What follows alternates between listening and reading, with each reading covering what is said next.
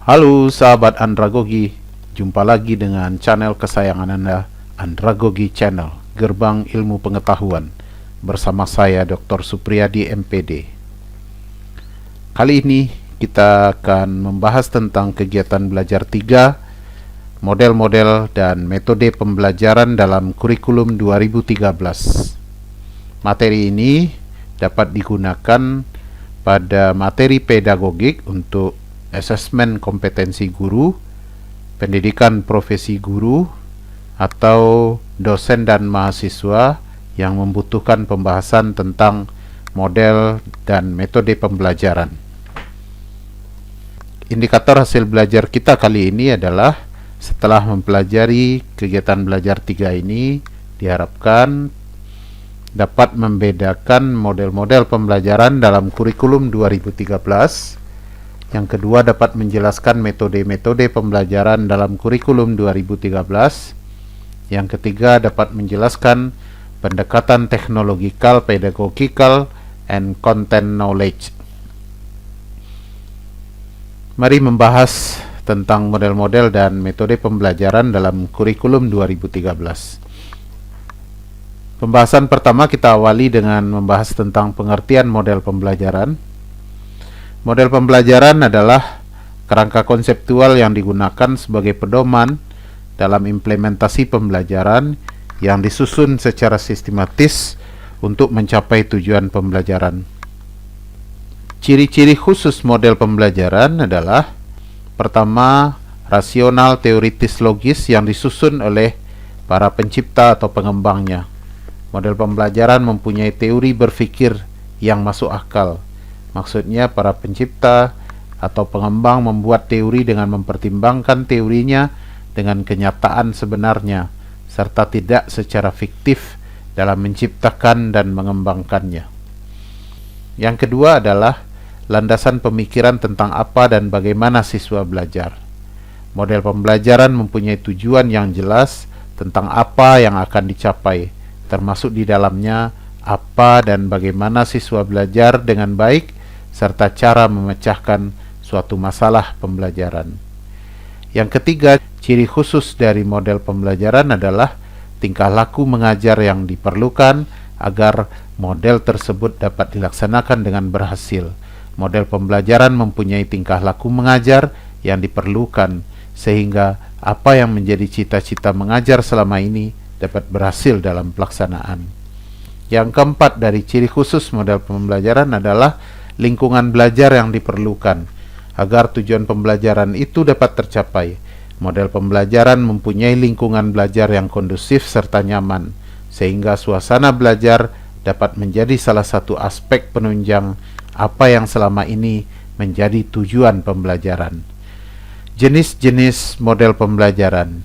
Model pembelajaran yang diutamakan dalam implementasi kurikulum 2013, kita akan membahas nanti tentang pembelajaran inquiry, pembelajaran discovery, model pembelajaran berbasis proyek, pembelajaran kontekstual, dan model pembelajaran berbasis masalah. Kita mulai pembahasan kita satu persatu. Discovery learning atau pembelajaran penemuan. Model pembelajaran discovery learning mengarahkan siswa untuk memahami konsep, arti, dan hubungan melalui proses intuitif untuk akhirnya sampai pada satu kesimpulan. Penemuan konsep terjadi bila data dari guru tidak disajikan dalam bentuk akhir, tetapi dalam bentuk proses.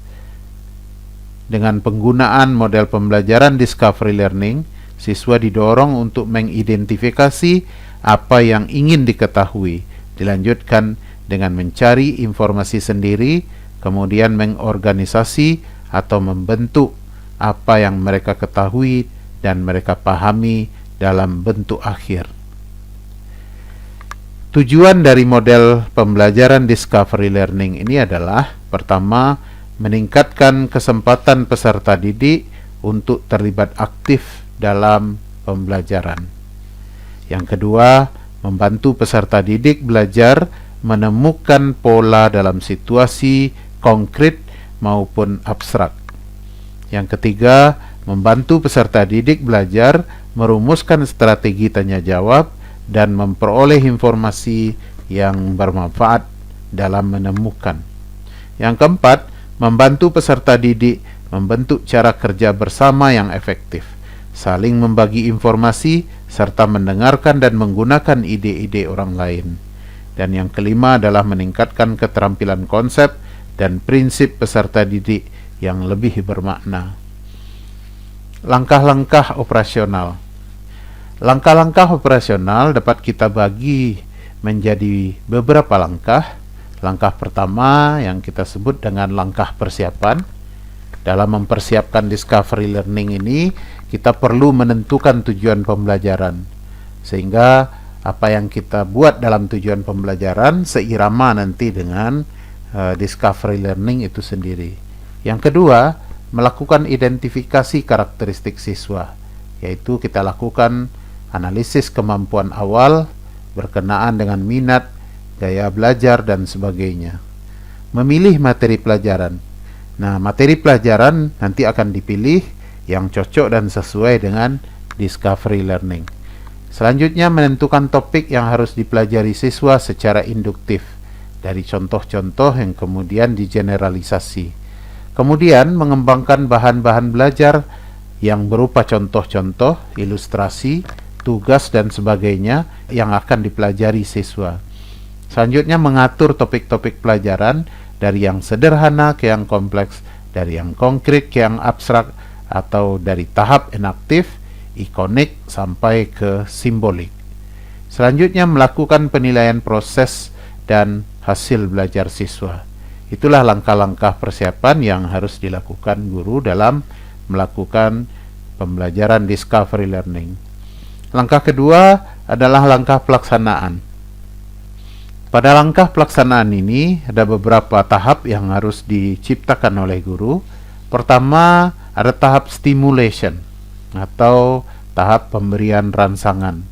Pertama-tama pada tahap ini, pelajar dihadapkan pada sesuatu yang menimbulkan kebingungannya. Kemudian dilanjutkan untuk tidak memberikan generalisasi agar timbul keinginan untuk menyelidiki sendiri. Di samping itu, guru dapat memulai kegiatan PBM dengan mengajukan pertanyaan, anjuran untuk membaca buku, dan aktivitas belajar lainnya yang mengarah pada persiapan pemecahan masalah. Stimulasi pada tahap ini berfungsi untuk menyediakan kondisi interaksi belajar yang dapat mengembangkan dan membantu siswa dalam mengeksplorasi bahan nantinya. Tahap kedua adalah problem statement atau pernyataan masalah atau identifikasi masalah. Setelah dilakukan stimulasi, langkah selanjutnya adalah guru memberikan kesempatan kepada siswa untuk mengidentifikasi sebanyak mungkin agenda-agenda masalah yang relevan dengan bahan pelajaran. Kemudian, salah satunya dipilih dan dirumuskan dalam bentuk hipotesis atau jawaban sementara atas pertanyaan masalah yang dibuat tadi. Kemudian, yang ketiga adalah data collection atau pengumpulan data. Ketika eksplorasi berlangsung, guru juga memberikan kesempatan kepada para siswa untuk mengumpulkan informasi sebanyak-banyaknya yang relevan untuk membuktikan benar atau tidaknya hipotesis yang dibuat sebelumnya. Pada tahap ini, berfungsi untuk menjawab pertanyaan atau membuktikan benar tidaknya hipotesis yang telah dibuat. Dengan demikian, anak didik diberi kesempatan untuk mengumpulkan atau mengkoleksi berbagai informasi yang relevan, membaca literatur, mengamati objek, wawancara dengan narasumber, melakukan uji coba sendiri, dan sebagainya. Langkah keempat adalah data processing atau pengolahan data. Pengolahan data merupakan kegiatan mengolah data dan informasi yang telah diperoleh para siswa baik melalui wawancara, observasi, dan sebagainya, lalu ditafsirkan. Semua informasi hasil bacaan, wawancara, observasi, dan sebagainya, semuanya diolah, diacak, diklasifikasikan, ditabulasi, bahkan bila perlu dihitung dengan cara tertentu, serta ditafsirkan pada tingkat kepercayaan tertentu. Pada tahap kelima disebut dengan verification atau pembuktian. Pada tahap ini siswa melakukan pemeriksaan secara cermat untuk membuktikan benar atau tidaknya hipotesis yang telah ditetapkan tadi dengan temuan alternatif, dihubungkan dengan hasil data processing. Verification, menurut Brunner, bertujuan agar proses belajar akan berjalan dengan baik dan kreatif jika guru memberikan kesempatan kepada siswa untuk menemukan sesuatu konsep, teori, aturan, atau pemahaman melalui contoh-contoh yang ia jumpai dalam kehidupannya. Langkah berikutnya adalah generalization, menarik kesimpulan atau generalisasi. Tahap generalisasi atau menarik kesimpulan adalah proses menarik sebuah kesimpulan yang dapat dijadikan prinsip umum dan berlaku untuk semua kejadian atau masalah yang sama dengan memperhatikan hasil verifikasi. Berdasarkan hasil verifikasi, maka dirumuskan prinsip-prinsip yang mendasari generalisasi. Model berikutnya adalah project based learning. Model pembelajaran yang menggunakan proyek atau kegiatan sebagai inti pembelajaran. Pembelajaran berbasis proyek dirancang untuk digunakan pada permasalahan yang kompleks yang diperlukan peserta didik dalam melakukan investigasi dan memahaminya. Pembelajaran berbasis proyek memberikan kesempatan kepada para peserta didik untuk menggali konten. Kom berpendapat bahwa banyak guru membuat kesalahan dengan berasumsi bahwa peserta didik mau belajar apabila materi pelajarannya disusun dan disajikan sebagaimana mestinya. Padahal arti tidaklah menyatu pada materi pelajaran tersebut. Menurutnya yang penting ialah bagaimana membawa si peserta didik untuk memperoleh arti bagi pribadinya dari materi pelajaran tersebut dan menghubungkannya dengan kehidupan. Prinsip-prinsip pembelajaran berbasis proyek. Pembelajaran berpusat pada peserta didik yang melibatkan tugas-tugas pada kehidupan nyata. Yang kedua, tugas proyek menekankan pada kegiatan penelitian berdasarkan suatu tema atau topik yang telah ditentukan dalam pembelajaran. Yang ketiga, penyelidikan atau eksperimen dilakukan secara otentik dan menghasilkan produk nyata. Yang keempat, produk, laporan, atau hasil karya tersebut selanjutnya dikomunikasikan untuk mendapatkan tanggapan atau umpan balik untuk perbaikan proyek berikutnya. Manfaat pembelajaran berbasis proyek. Pertama, meningkatkan motivasi belajar peserta didik untuk belajar, mendorong kemampuan mereka untuk melakukan pekerjaan penting dan mereka perlu dihargai. Yang kedua, mengembangkan kemampuan siswa dalam memecahkan masalah dan berpikir kritis. Yang ketiga, mengembangkan keterampilan komunikasi, kolaborasi, dan pengelolaan sumber daya. Yang keempat, memberikan pengalaman kepada siswa dalam pembelajaran, praktik dalam mengorganisasi proyek, dan membuat alokasi waktu dan sumber-sumber lain seperti perlengkapan untuk menyelesaikan tugas. Selanjutnya, melibatkan siswa untuk belajar mengambil informasi dan menunjukkan pengetahuan yang dimiliki, kemudian diimplementasikan dengan dunia nyata. Manfaat selanjutnya adalah membuat suasana belajar menjadi menyenangkan, sehingga siswa maupun guru menikmati proses pembelajaran. Keuntungan pembelajaran berbasis proyek. Memberikan pengalaman kepada peserta didik, pembelajaran dan praktik dalam mengorganisasi proyek, dan membuat alokasi waktu dan sumber lain seperti perlengkapan untuk menyelesaikan tugas. Keuntungan yang kedua adalah menyediakan pengalaman belajar yang melibatkan peserta didik secara kompleks dan dirancang untuk berkembang sesuai dengan dunia nyata. Kemudian yang ketiga, melibatkan para peserta didik untuk belajar, mengambil informasi, dan menunjukkan pengetahuan yang dimiliki, kemudian diimplementasikan dengan dunia nyata. Yang keempat adalah membuat suasana belajar menjadi menyenangkan, sehingga peserta didik maupun pendidik menikmati proses pembelajaran. Kelemahan pembelajaran berbasis proyek ada beberapa poin. Pertama, memerlukan banyak waktu untuk menyelesaikan masalah. Yang kedua, membutuhkan biaya yang cukup banyak Yang ketiga, banyak guru yang merasa nyaman dengan kelas tradisional, di mana guru memegang peran utama di kelas. Yang keempat, banyaknya peralatan yang harus disediakan. Yang kelima, peserta didik yang memiliki kelemahan dalam percobaan dan pengumpulan informasi akan mengalami kesulitan. Selanjutnya, ada kemungkinan peserta didik yang kurang aktif dalam kerja kelompok. Yang kemudian yang terakhir, ketika topik yang diberikan kepada masing-masing kelompok berbeda, dikhawatirkan peserta didik tidak bisa memahami topik secara keseluruhan.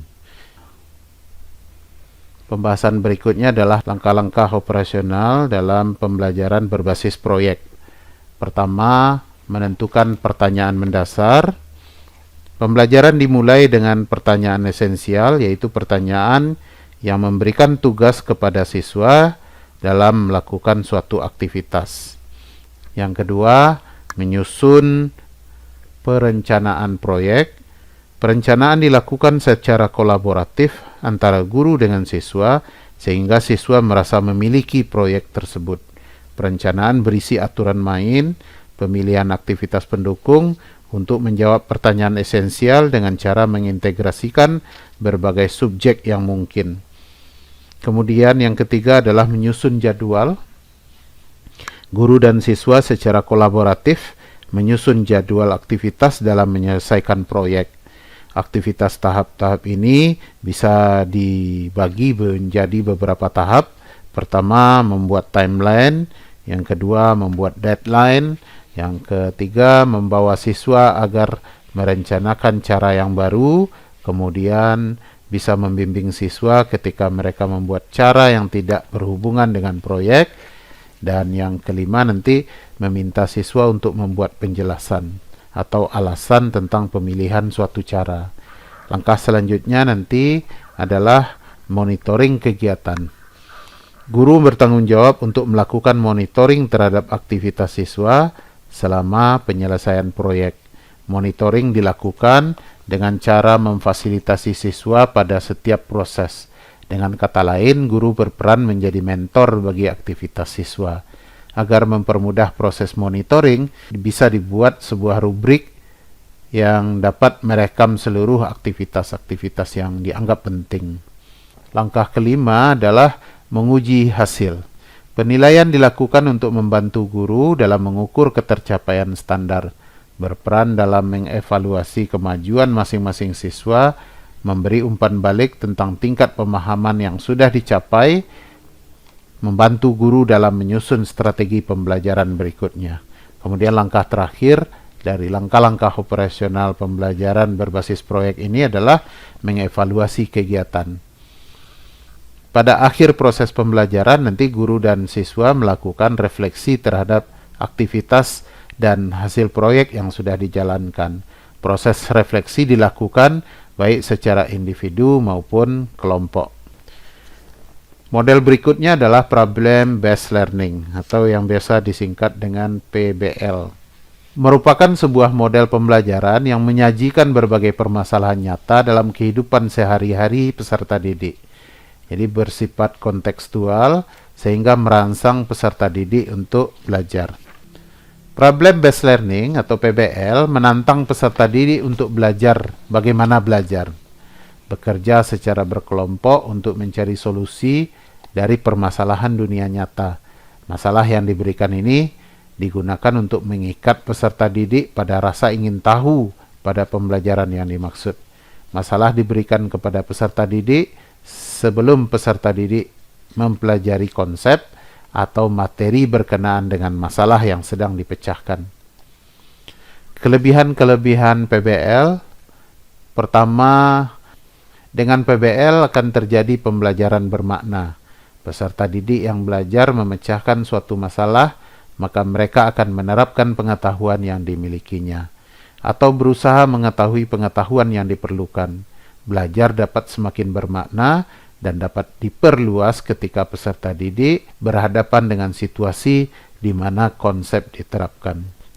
Kelebihan PBL yang kedua adalah peserta didik dapat mengintegrasikan pengetahuan dan keterampilannya secara simultan, dapat dan dapat mengaplikasikannya dalam konteks yang relevan. Kelebihan PBL yang ketiga adalah PBL dapat meningkatkan kemampuan berpikir kritis, menumbuhkan inisiatif peserta didik dalam bekerja, motivasi internal untuk belajar, dan dapat mengembangkan hubungan interpersonal dalam bekerja kelompok. Langkah-langkah pembelajaran PBL adalah: pertama, mengorientasikan peserta didik pada masalah. Pembelajaran dimulai dengan menjelaskan tujuan pembelajaran dan aktivitas-aktivitas yang akan dilakukan siswa nantinya. Tahap ini sangat penting di mana guru harus menjelaskan dengan rinci apa yang harus dilakukan oleh siswa maupun guru, serta dijelaskan bagaimana guru akan melakukan penilaian terhadap proses pembelajaran. Dalam langkah pertama ini akan ditempuh 4 proses, yaitu proses tujuan utama pengajaran tidak untuk mempelajari sejumlah besar informasi baru, tetapi lebih kepada belajar bagaimana menyelidiki masalah-masalah penting dan bagaimana menjadi siswa yang mandiri.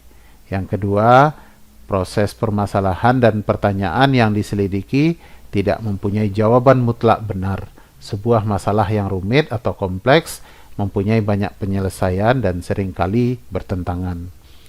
Selama tahap penyelidikan atau dalam tahap pembelajaran dengan PBL ini, siswa didorong untuk mengajukan pertanyaan dan mencari informasi. Guru akan bertindak sebagai pembimbing yang siap membantu, sedangkan siswa harus berusaha untuk bekerja mandiri atau dengan temannya. Kemudian yang keempat, selama tahap analisis dan penjelasan, siswa didorong untuk menyatakan ide-idenya secara terbuka. Semua peserta didik diberi peluang untuk menyumbang kepada penyelidikan dan menyampaikan ide-ide mereka. Inilah 4 proses yang ada di dalam langkah pertama. Langkah kedua, yaitu mengorganisasikan kegiatan pembelajaran. Di samping mengembangkan keterampilan memecahkan masalah, pembelajaran PBL juga mendorong peserta didik berkolaborasi. Pemecahan suatu masalah sangat membutuhkan kerjasama dan sharing antar anggota. Oleh sebab itu, guru dapat memulai kegiatan pembelajaran dengan membentuk kelompok-kelompok siswa. Masing-masing kelompok akan memilih dan memecahkan masalah yang berbeda-beda. Langkah ketiga, membimbing penyelidikan mandiri dan kelompok. Penyelidikan adalah inti dari PBL. Meskipun setiap situasi permasalahan memerlukan teknik penyelidikan yang berbeda, namun pada umumnya melibatkan karakter yang identik, yakni pengumpulan data dan eksperimen, berhipotesis dan penjelasan, dan memberikan pemecahan masalah. Pengumpulan data dan eksperimentasi merupakan aspek yang sangat penting. Langkah keempat dalam pembelajaran PBL adalah mengembangkan dan menyajikan hasil karya. Tahap penyelidikan diikuti dengan menciptakan artefak atau hasil karya dan pameran. Artefak lebih dari sekedar laporan tertulis, namun bisa berupa suatu video, menunjukkan situasi masalah dan pemecahan masalah yang diusulkan, atau berupa model perwujudan secara fisik dari situasi masalah dan pemecahannya. Langkah kelima, analisis dan evaluasi proses pemecahan masalah. Fase ini merupakan tahap akhir dalam PBL. Fase ini dimaksudkan untuk membantu siswa menganalisis dan mengevaluasi proses mereka sendiri dan keterampilan penyelidikan dan intelektual yang mereka gunakan. Selama fase ini, guru meminta siswa untuk merekonstruksi pemikiran dan aktivitas yang telah dilakukan selama proses kegiatan belajarnya. Model berikutnya adalah contextual teaching and learning. Contextual teaching and learning atau disingkat dengan CTL adalah sebuah sistem belajar yang didasarkan pada filosofi konstruktivistik. Filosofi ini berasumsi bahwa siswa mampu menyerap pelajaran apabila mereka menangkap makna dalam materi akademis yang mereka terima, dan mereka menangkap makna dalam tugas-tugas sekolah jika mereka bisa mengaitkan informasi baru dengan pengetahuan dan pengalaman yang sudah ada di dalam diri mereka sebelumnya. CTL merupakan konsep belajar yang membantu para guru mengaitkan antara materi yang diajarkan dengan situasi nyata siswa.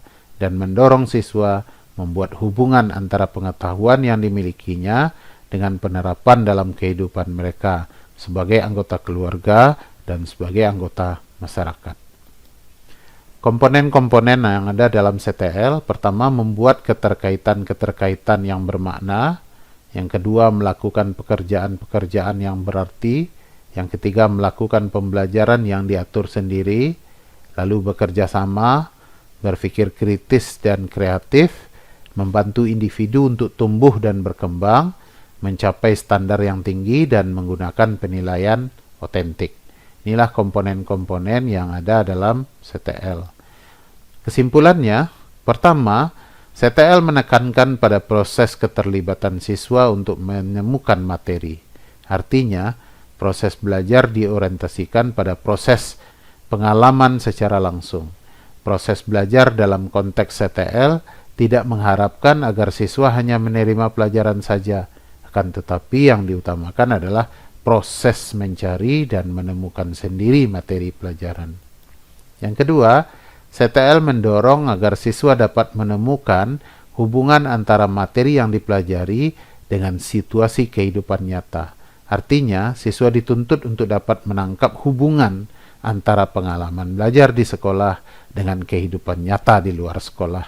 Hal ini sangat penting sebab dengan mengkorelasikan materi yang ditemukan dengan kehidupan nyata, materi yang dipelajarinya itu akan bermakna secara fungsional dan tertanam erat dalam memori siswa, sehingga tidak akan mudah untuk terlupakan.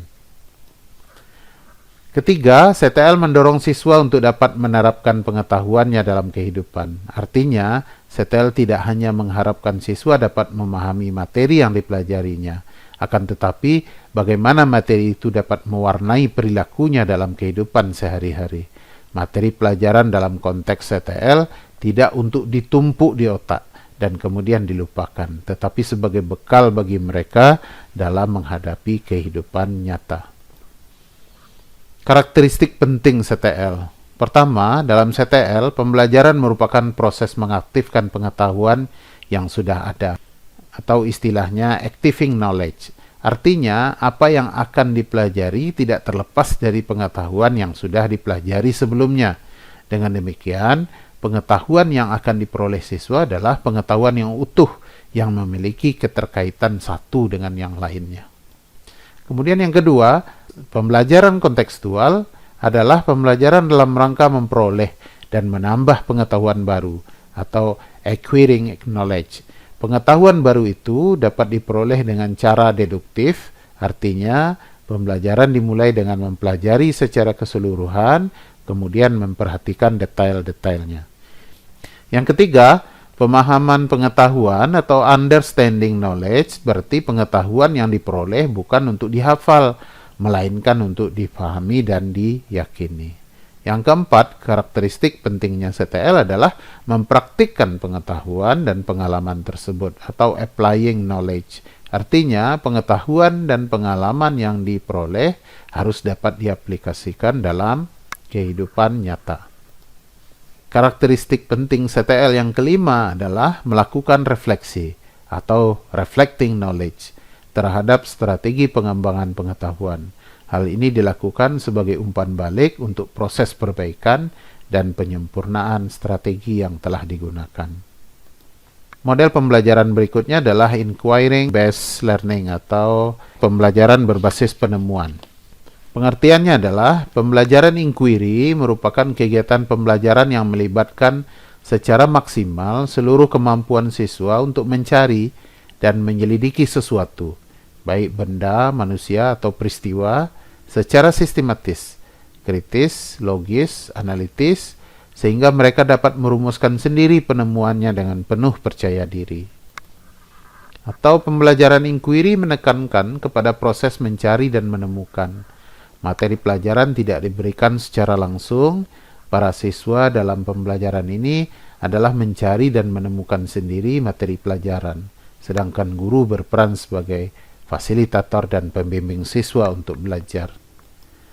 Ciri-ciri inquiry. Pembelajaran inquiry menekankan kepada aktivitas siswa secara maksimal untuk mencari dan menemukan. Yang kedua, seluruh aktivitas yang dilakukan siswa diarahkan untuk mencari dan menemukan jawaban sendiri dari sesuatu yang dipertanyakan, sehingga diharapkan dapat menumbuhkan sikap percaya diri. Yang ketiga, tujuan pembelajaran inquiry adalah mengembangkan kemampuan berpikir secara sistematis, logis, dan kritis, atau mengembangkan kemampuan intelektual sebagai bagian dari proses mental. Prinsip pembelajaran inquiry berorientasi pada pengembangan intelektual. Tujuan utama dari pembelajaran inquiry adalah mengembangkan kemampuan berpikir.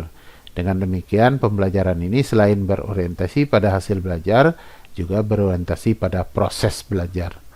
Yang kedua, prinsip interaksi. Proses pembelajaran pada dasarnya adalah proses interaksi, baik interaksi antara siswa maupun interaksi siswa dengan guru, bahkan interaksi antara siswa dengan lingkungan.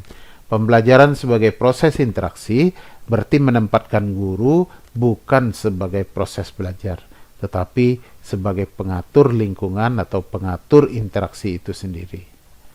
Prinsip ketiga adalah prinsip bertanya.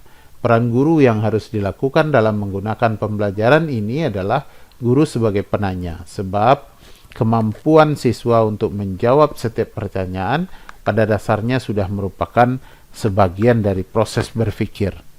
Selanjutnya adalah prinsip belajar untuk berpikir. Belajar bukan hanya mengingat sejumlah fakta, akan tetapi belajar adalah proses berpikir atau learning how to think, yakni proses mengembangkan potensi seluruh otak. Pembelajaran berpikir adalah pemanfaatan dan penggunaan otak secara maksimal. Prinsip berikutnya adalah prinsip keterbukaan. Pembelajaran yang bermakna adalah pembelajaran yang menyediakan berbagai kemungkinan sebagai hipotesis yang harus dibuktikan kebenarannya. Kita lanjutkan dengan langkah-langkah pelaksanaan inquiry. Pertama, merumuskan masalah. Yang kedua, mengembangkan hipotesis. Yang ketiga, menguji jawaban tentatif. Yang keempat, menarik kesimpulan. Dan yang kelima, menerapkan kesimpulan dan generalisasi. Model berikutnya adalah STEM. Pendekatan STEM merupakan salah satu inovasi pembelajaran yang berkembang di era revolusi industri 4.0. STEM merupakan singkatan dari Science, Technology, Engineering, and Mathematics. Pembelajaran dengan pendekatan STEM diidentifikasi sebagai pembelajaran yang menggabungkan 4 disiplin ilmu, yaitu Science, Teknologi, Engineering, dan Matematik, dengan memfokuskan proses pembelajaran yang mengeksplorasi 2 atau lebih bidang yang melibatkan siswa aktif dalam konteks pemecahan masalah dalam dunia nyata. Langkah-langkah merancang pembelajaran menggunakan STEM. Pertama, melakukan analisis KD. Analisis KD dimaksudkan untuk mengidentifikasi KD3 dan KD4 yang mengandung muatan STEM, karena tidak semua KD nanti bisa di-STEM-kan. Yang kedua, mengidentifikasi topik yang sesuai dengan KD, yaitu topik yang mengandung muatan STEM, sehingga dapat dibelajarkan melalui pendekatan STEM. Yang ketiga, merumuskan indikator pencapaian kompetensi. Yang keempat, melakukan analisis materi STEM, kemudian mendeskripsikan materi STEM yang dikandung oleh KD3 dan KD4. Penerapan STEM. Pertama, mengajukan pertanyaan dan menjelaskan masalah. Yang kedua, mengembangkan dan menggunakan model. Yang ketiga, merancang dan melaksanakan penelitian. Yang keempat, menginterpretasi dan menganalisis data. Yang kelima, menggunakan pemikiran matematika dan komputasi. Setelah kita mempelajari model-model pembelajaran, kemudian kita akan mempelajari tentang langkah memilih model pembelajaran. Pertimbangan memilih model pembelajaran. Ada beberapa pertimbangan yang harus dilakukan guru nanti dalam memilih model pembelajaran. Pertama, karakteristik pengetahuan yang dikembangkan menurut kategori faktual, konseptual, prosedural, dan metakognitif. Ini harus diketahui dan mampu dibedakan oleh guru sehingga model yang dipilih menjadi tepat. Yang kedua, karakteristik keterampilan yang tertuang pada rumusan kompetensi dasar dari KI 4. Pada keterampilan abstrak dapat dipilih discovery learning dan problem based learning, sedangkan pada keterampilan konkret dapat dipilih project based learning. Yang ketiga, pemilihan ketiga model tersebut mempertimbangkan sikap yang dikembangkan, baik sikap religius atau KI 1 maupun sikap sosial pada KI 2. Contoh matrik pemilihan model pembelajaran dapat dilihat pada gambar berikut. Ada dimensi pengetahuan, ada pengetahuan faktual, ada pengetahuan konseptual, pengetahuan prosedural, dan pengetahuan metakognitif. Dimensi keterampilannya ada yang abstrak dan ada yang konkret, sehingga dengan demikian kita dapat melihat model pembelajaran yang tepat bila disesuaikan dengan dimensi pengetahuan dan dimensi keterampilan tadi. Jika dimensi keterampilannya abstrak, dimensi pengetahuannya faktual, maka tepat digunakan discovery learning. Begitu juga dengan dimensi pengetahuan konseptual dan prosedural. Tapi pada prosedural nanti bisa juga dilakukan dengan problem based learning. Tapi ketika abstrak berhadapan dengan metakognitif di dimensi pengetahuannya, maka model pembelajaran yang tepat itu adalah discovery learning, project based learning, dan problem based learning. Begitu juga dengan dimensi keterampilan konkret dan dimensi pengetahuan yang bersesuaian. Dipersilahkan melihat matrik pemilihan model pembelajaran ini. Contoh penggunaan model pembelajaran sesuai dengan mata pelajaran. Pada contoh PAI misalnya, sebuah KD memahami tentang pengelolaan wakaf dengan dalil surat Ali Imran ayat 92 dan hadis riwayat Abu Dawud. Nah, untuk memahami ini kita bisa menggunakan discovery learning untuk kelas 10. Kemudian untuk materi yang berikutnya, ini sebagai sebuah contoh saja, bisa dilakukan dengan project based learning. Kemudian juga bisa dilakukan dengan problem based learning. Model berikutnya adalah Technological Pedagogical Content Knowledge atau biasa disingkat dengan TPACK. TPACK adalah Theoretical Framework yang merupakan pengembangan dari Pedagogical Content Knowledge atau PCK. Pedagogical Content Knowledge pertama kali digagas oleh Salmon pada tahun 1986.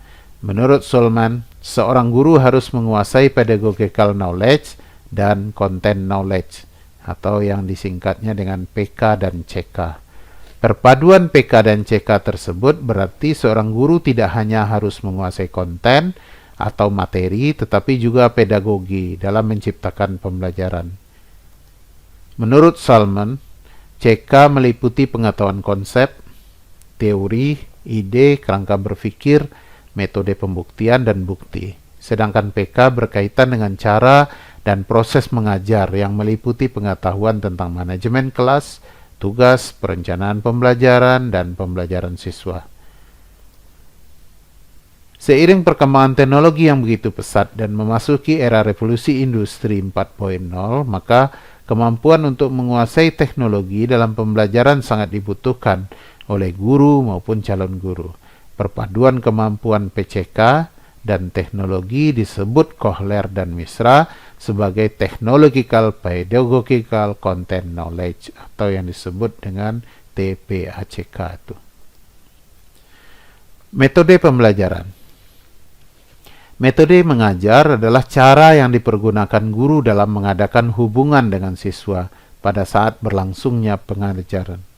Metode pembelajaran juga diartikan sebagai cara kerja yang sistematis untuk memudahkan pelaksanaan berbagai kegiatan pembelajaran untuk mencapai tujuan yang diinginkan atau yang ditentukan. Metode pembelajaran yang sesuai dengan Kurtilas dan PyChem. Pertama adalah metode example non-example, yaitu metode mengajar yang menginstruksikan pada para siswa menganalisis gambar secara berkelompok lalu mendiskusikan hasilnya. Kemudian ada juga metode belajar picture and picture, yaitu metode mengajar yang meminta siswa untuk mengurutkan gambar berseri yang disusun secara acak, dan sambil mengurutkan, siswa diminta untuk memaparkan alasan pengurutannya. Metode yang berikutnya adalah metode number head together, yaitu metode yang terdiri dari tugas yang diberikan nomor. Tujuan metode ini adalah agar dipelajari siswa yang mendapatkan nomor tersebut dalam kelompok yang berbeda. Setelah itu masing-masing siswa memegang nomor akan berbagi dengan anggota kelompok dan kelompok lainnya. Metode berikutnya yang juga bisa digunakan dalam Kurtilas adalah metode cooperative script, yaitu metode naskah kooperatif yang mengajak peserta didik bekerja berpasangan dan bergantian untuk menjadi pembicara dan pendengar. Ada metode jigsaw, yaitu metode pembelajaran yang membagi siswa ke dalam beberapa tim, dan masing-masing anggota tim menjadi ahli untuk kemudian membahas sesuatu berdasarkan keahliannya. Metode selanjutnya adalah metode mind mapping, yaitu metode pembelajaran di mana guru memberikan permasalahan kepada siswa, kemudian siswa membuat peta konsepnya dan mencari solusi atas permasalahan tersebut. Pembahasan berikutnya adalah faktor yang mempengaruhi pemilihan metode. Ada beberapa faktor yang mempengaruhi pemilihan metode. Pertama, faktor tujuan pembelajaran. Tujuan pembelajaran adalah faktor penentu utama dalam memilih metode pembelajaran. Karena dari tujuan inilah bisa diketahui apakah tujuan pembelajaran bersifat kognitif, afektif, dan psikomotor. Yang kedua, materi pembelajaran. Materi pembelajaran akan menentukan metode apa yang akan digunakan untuk menyampaikan pesan kepada siswa. Yang ketiga, karakteristik siswa. Salah satu faktor siswa yang harus dipertimbangkan dalam memilih metode mengajar adalah faktor usia, tingkat kecerdasan, minat, motivasi, dan kondisi fisik siswa. Karakteristik guru juga menjadi faktor yang harus dipertimbangkan dalam memilih metode. Karakteristik guru yang harus dipertimbangkan dalam memilih metode mengajar adalah kondisi fisik dan kompetensi yang dimiliki guru. Kemudian faktor lain yang mempengaruhi adalah media pembelajaran. Faktor media yang harus dipertimbangkan oleh guru adalah ketersediaan media pembelajaran yang ada, karena pemilihan metode akan menentukan pula media apa yang dibutuhkan. Faktor berikutnya adalah lingkungan. Faktor lingkungan yang harus dipertimbangkan oleh guru dalam memilih metode mengajar adalah lingkungan alam, cuaca, dan lingkungan sosial di mana proses pembelajaran itu berlangsung. Demikian pembahasan kita. Terima kasih atas perhatiannya. Jika Anda menyukai video ini, silahkan Anda like. Jika Anda merasa bermanfaat, silahkan Anda komen. Jika yang lain merasa memerlukan, silahkan Anda share. Dan jika Anda merasa tertarik, silakan Anda subscribe channel ini. Demikian, salam andragogi.